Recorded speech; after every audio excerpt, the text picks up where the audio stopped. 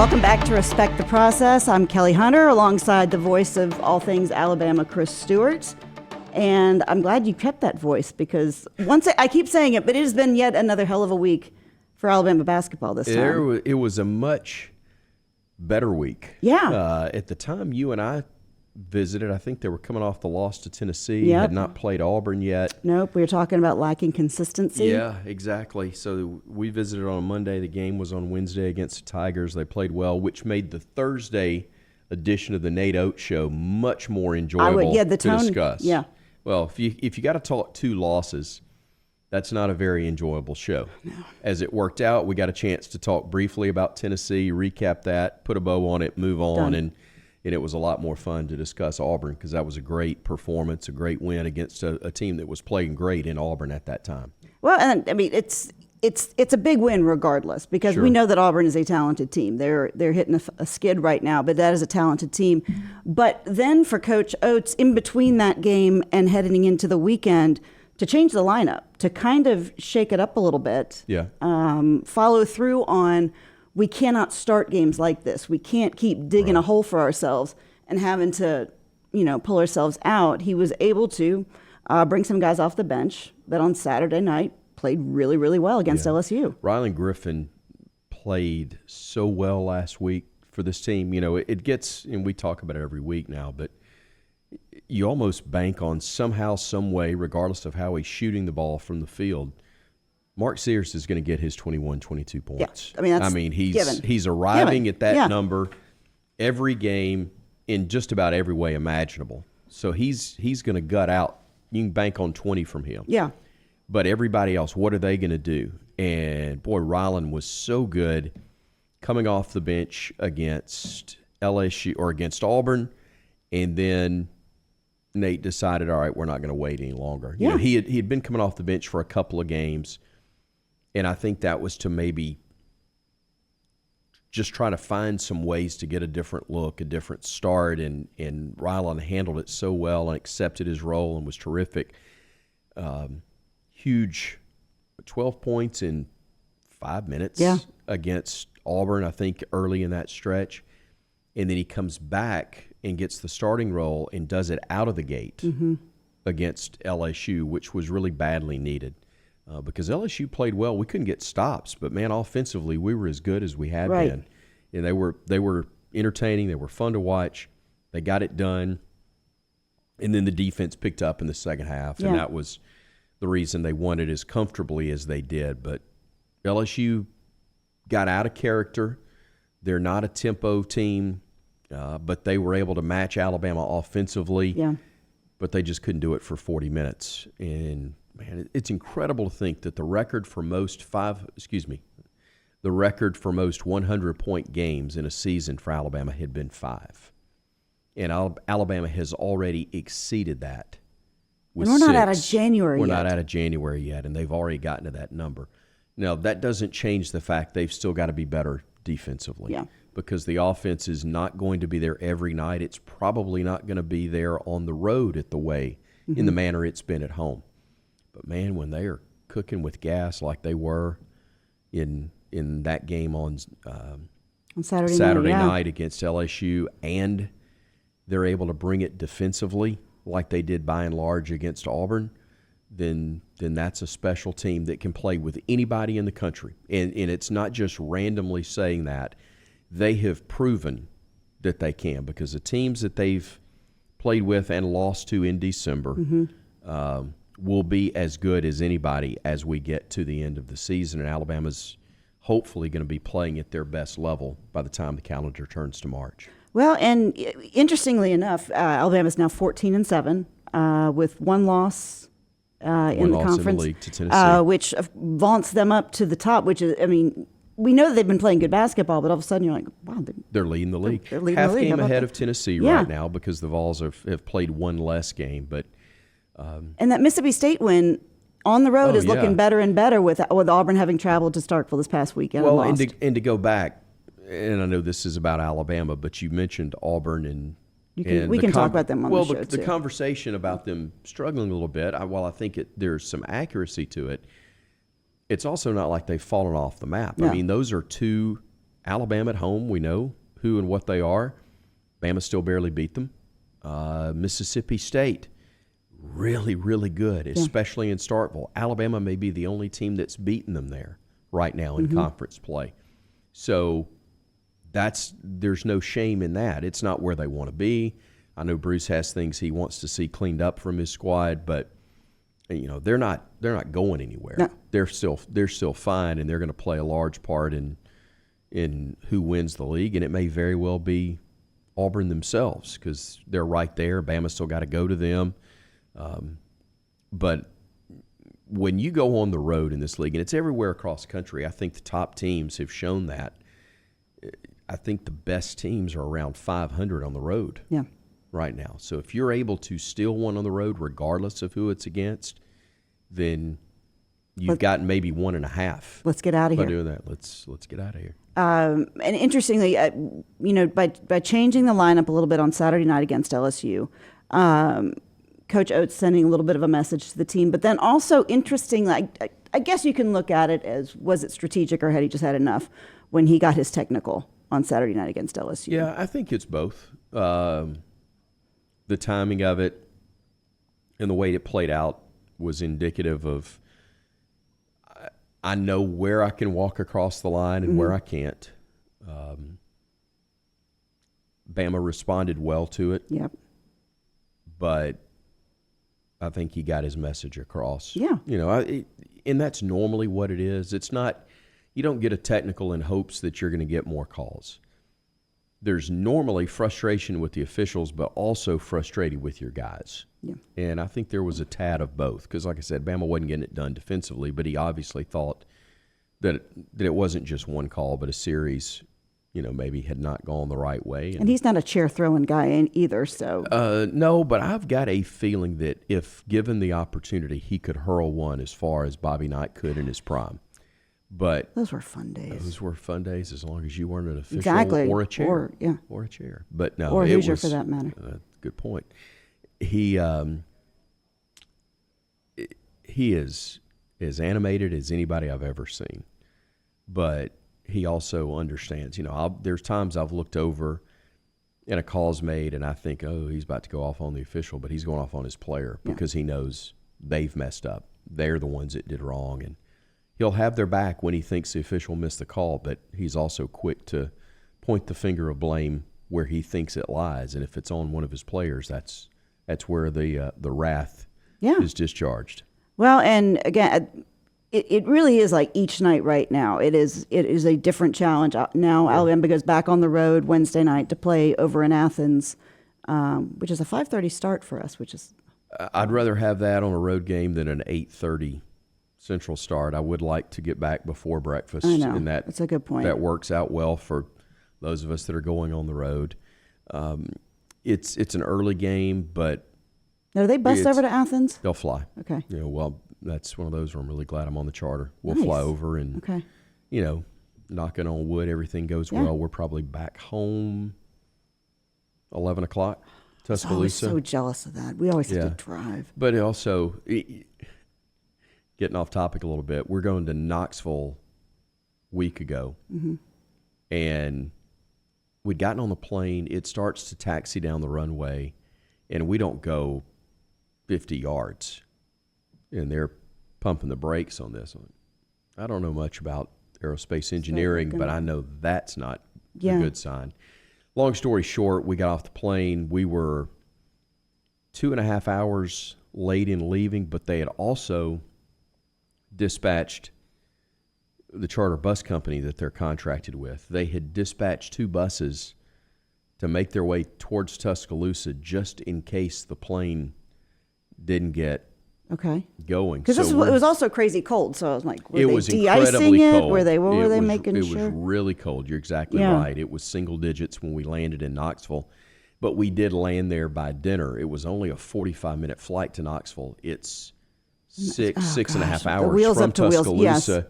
And then the back end, hopefully you get it fixed and you're able to fly back. But still, the prospect of a bus ride when you're thinking it's a 45-minute deal and just what it does. As it turned out, no problems, and we still lost by 20 plus. So It's that didn't matter. At least the radio guys felt better, though, and I know that's it's a quicker ride wear home. down the- When you lose by that much, having a shorter ride home certainly. you do not want to be on the bus with people. No, for 6 you hours Don't mind, after. you don't. Bus rides are fun when you're winning.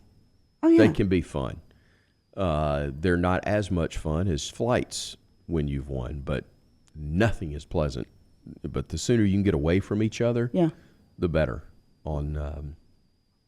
After a loss, Does radio have a designated spot on the plane? we do, and they're good to us, far better than we deserve. But You we're front, back? We're in the middle. Okay. We're further back, but the planes are all nice, and you've either got first class seating, Yeah. depending on how the plane is configured. I would think for basketball you get a lot of leg. I would hope that you get more leg room. It's either usually, whatever reason, whatever company they're using right now, we get either first class seats. Okay. So you got, 2 on a side, 4 to a row, but it's all first class seats, so you're comfortable.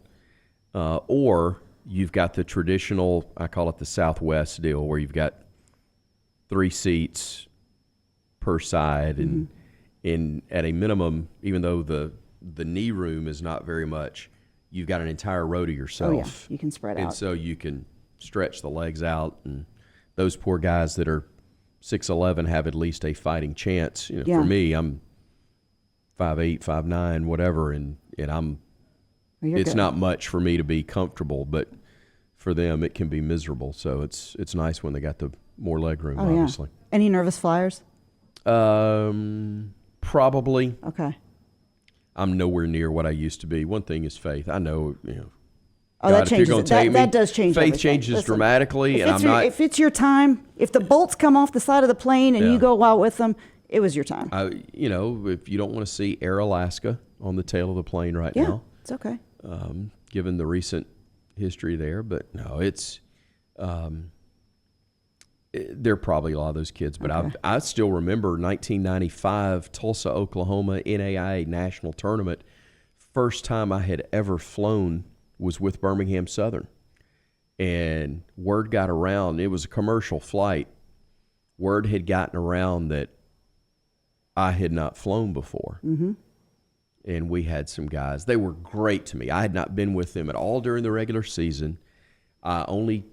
We only broadcast the national tournament games. I'm brand new, but they treated me like I'd been with them from the start. They were great to me, except for Mike Schwally. And if you're watching in Chelsea, Mike Schwally, I'm talking about you. Schwally was a guard on that team and a good one, but he was also the prankster, and he got word that I hadn't, and we start taxiing down the runway, and not talking to me, but it Loud was enough for that you could me. hear, yeah. It was for me. He's going, what is that? Have y'all heard that? It's I've not supposed to make that I've been noise flying before. for years. Yeah. I've never heard that on a plane. What is that noise? Is that supposed to be rattling? Yeah. And I look back, and he just starts dying laughing. I'm going, okay, you got me. Okay. You got me, and I Yeah. know I can't trust you.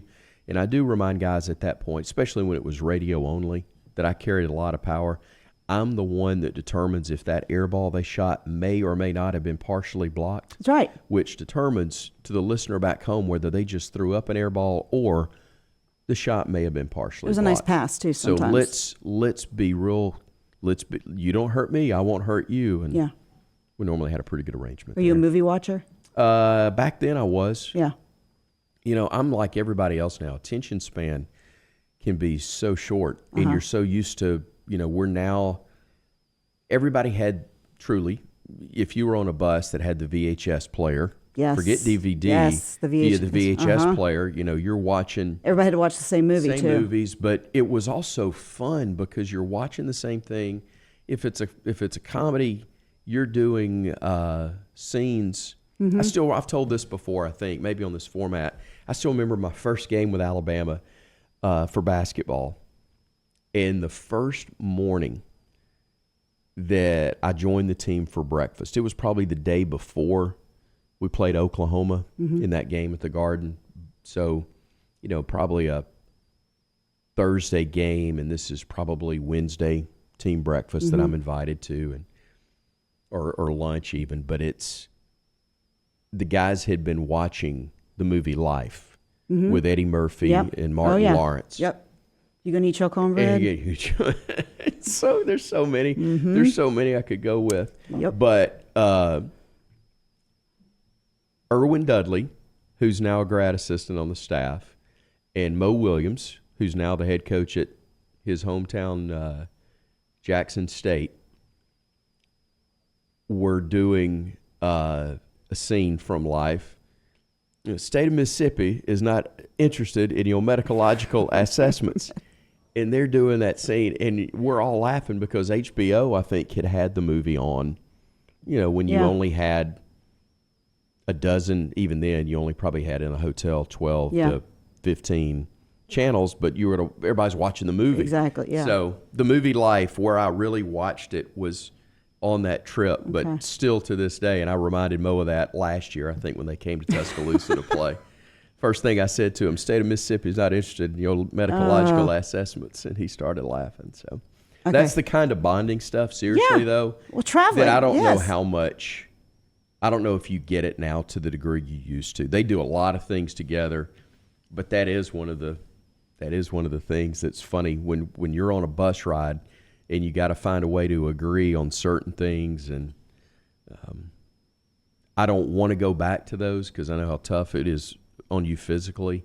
Double A baseball days, but that's truly what it was like. I never did minor league baseball, but having done Birmingham Southern, which did things in a first-class way, but first class back then meant sleeper buses, which were awesome. Oh my gosh. But at the same time, it's still a bus. Yes. And, watching that stuff together was pretty fun. Okay, well, I don't watch a lot of movies, but I watched Saltburn recently, and I'm gonna Saltburn. I'm gonna tell you to save your 2 hours. That's just me. That's on. It's on Amazon. It's an eye burn. It's not a salt burn. It's I don't know. I bet Lance has seen it, and I don't know. Lance has seen every movie. I don't know what his take on it because I will listen be. to the next round every day, and I have asked learned them so how they much watch about movies. Yes, I've asked them. I'm like, how do y'all watch all this stuff all the time? They're like, well, it's all we do. I'm like, I think part of it's not having. They go to a lot of stuff. They don't do. Get me wrong, but they're not at as many games. Yeah. Probably. Yeah. In the travel, at least their kids are all road their trips. kids are grown. Right. They have older children than we do. Still. Right. So, well, you I forgot you've got older children too. I got one in college. You got kids and all one over out. the place. Hey, careful. Okay. That's not true. So obviously headed. Played the reputation a far different direction right there, Sailor. Okay, It's so all headed over to the Athens place. on Wednesday night. Not Wilt Chamberlain. Thank you very much. I met him. He came back to Kansas before he passed away. When I covered Kansas, he came back. Kelly, and we need to just move the heck on. it's not that good of a story, but anyway. So okay. Alabama headed to Athens on Wednesday, and then State's coming back to Tuscaloosa on Saturday dangerous. night. Both of those are dangerous. Georgia's so much better. Mike White's. Mike White did the thing that he'd probably never admit, but I think most people felt like he got ahead of the posse because the expectations are so high. He had been, I don't know if Mike had taken Florida to a Final Four. I know he'd been to an Elite Eight. But when the court's named after Billy Donovan, and he's won 2 national titles, and he's still doing some good things in the NBA, and you kind of resemble Billy Donovan, especially a young Billy Donovan. It's tough. There's some expectations there, and whether they were fair or not, he wasn't meeting the expectations. At the same time, he's not an obvious get rid of the guy type deal. So when the opportunity came along for Georgia, you get to hit the reset button. What is deemed to be success at one place is not another. Plus, there's also the feeling by every coach, and I get it, although, history says you are who you are. And while Georgia has been to a Final Four, and Georgia had Dominique, and despite what people may think, they were not one and the same. It was the year after Dominique left for the NBA that Georgia made it to the Final Four. It wasn't with him on the squad. but it was Hugh Durham. They've got a history. They've done that. But nobody has won big there consistently. No. Tubby Smith probably would have, but he obviously and understandably took the Kentucky job. Dennis Felton had done well at I think, Western Kentucky. Took the Georgia job, won the year that the tornado struck the Georgia Dome, and it finished at Georgia Tech. It was a total fluke, goofy year, and that was a terrible Georgia team that somehow won 4 games in the span of 3 days. They just a weird thing, but they don't have much success. But everybody looks at it and goes, well, why don't you? You're 45 minutes from Atlanta. Yeah. You're close to the Carolinas. It seems to be an obvious geographical it's spot. It's a bad building. Yeah. Probably not much like Coleman, not as bad as the reputation gets, but it's still not a great building. But it's a place where people think they can and should win. He takes it. He's got them far more competitive. And I think now with NIL, you can do that much more quickly. You've got a chance to turn it around. NIL, plus the portal, transfer everything. portal being the bigger part of that, more so than NIL. But they're able to put together a pretty good roster. I'll tell you another thing that I'm seeing, and it's tough on coaches, it's tough on fans, but I do think it's good for players. Guys like Grant Nelson at Alabama, Connect at Tennessee. You could mention one for almost every school. These guys that put together really good careers at mid-major or lower Division I programs that wonder in the back of their minds, I did pretty well against that school in November, December, or the money games we think of for programs that are less than the Power 6, we'll call it, with the Big East.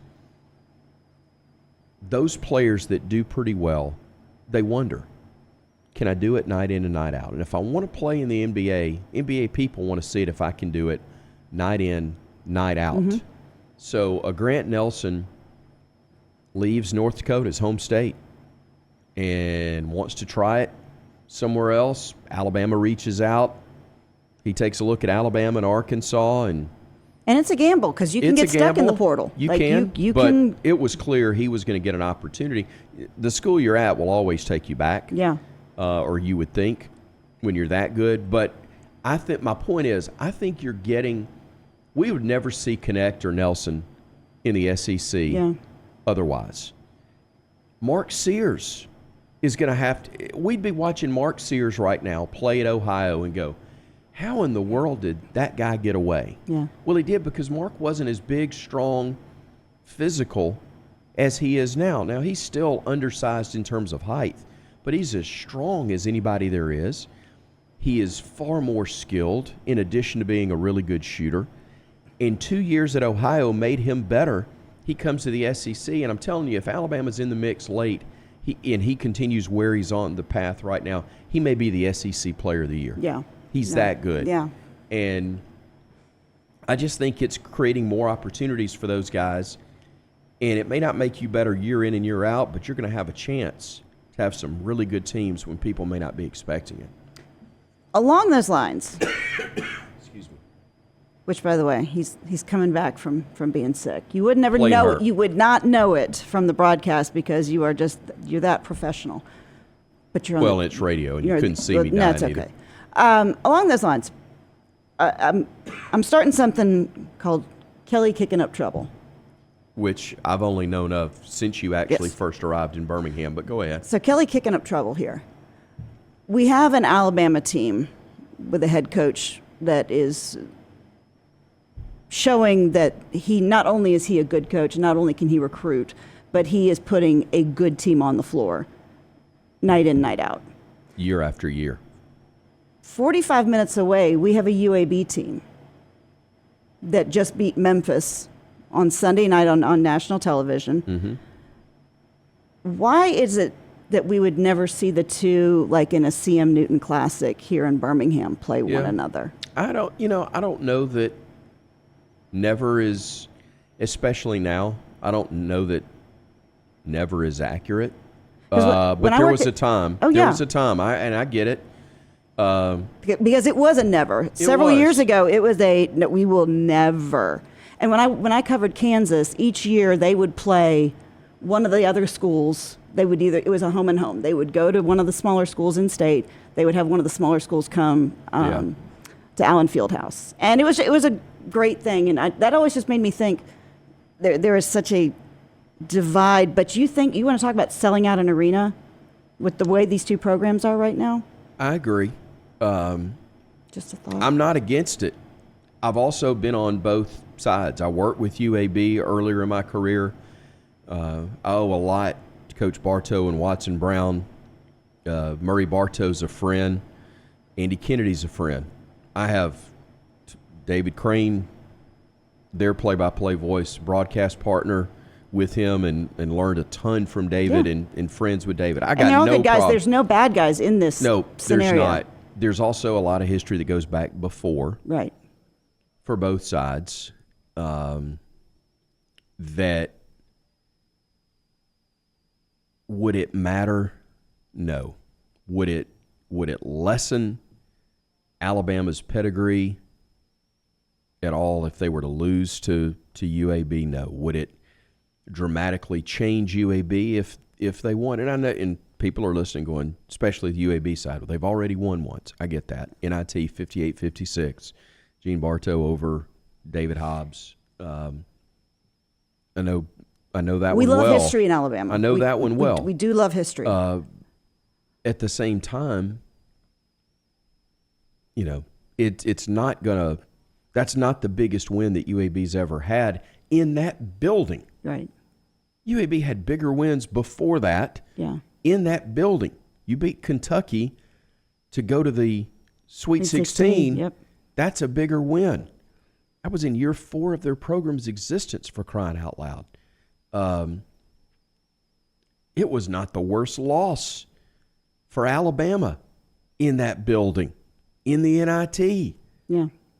Called the loss to North Carolina A&T when Bama was the 1 seed in the. I just didn't know if the further we got away from the people who it was personal Right. to, the greater distance we've gotten from that, if there was any different perspective. And I know that Would I obviously. love to see it? Would I enjoy seeing it? Yes.